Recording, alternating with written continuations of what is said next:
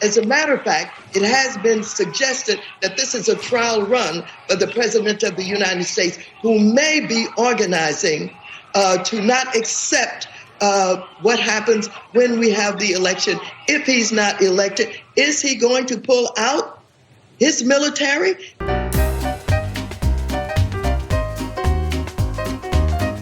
It's been going on for 53 straight days. Here's what it looks like.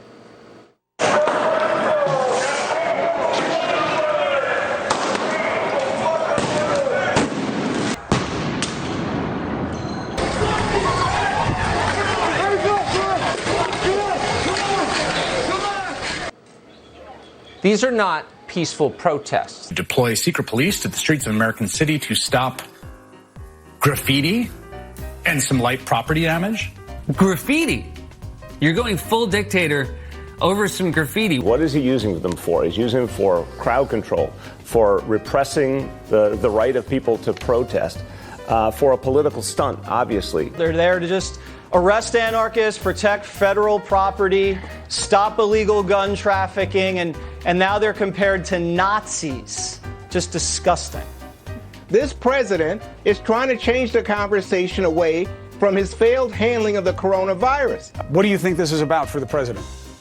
Re-election.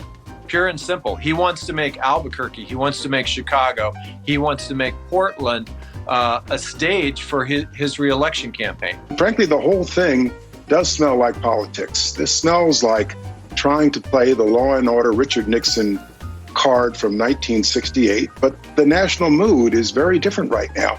And Donald Trump is not the challenger. Donald Trump is the incumbent. This is happening on his watch. He owns this. What the president is doing is stoking a law and order meme to appease not those folks, but to appease those white citizens who look at these places, these largely black and brown cities, these urban centers, and says, oh my God, we've got to do something, Mr. President. And he's like, I'm here to the rescue.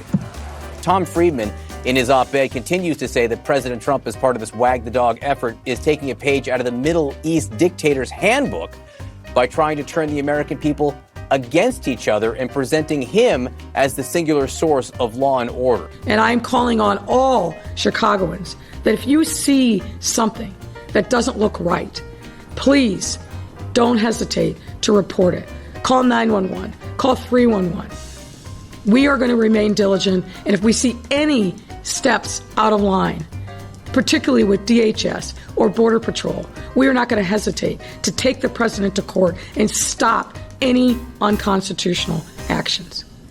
When people are attacking federal courthouses, that is a federal concern. When they're going after federal personnel, as they did in Lafayette Park in Washington, D.C., that's a federal concern. And there's actually an obligation to restore law and order. The entire country benefits from how cases are handled at the Mark O. Hatfield Courthouse in downtown Portland. We are there to protect a federal courthouse and other federal properties there in Portland. And we need to do that. We need to make sure that they are not burned down. But we need local law enforcement to be a partner with us. We see this in every other city across the country. When federal property is targeted, we have local law enforcement partnering with federal law enforcement to address that, to investigate, and to arrest individuals. That type of assistance is not there in Portland.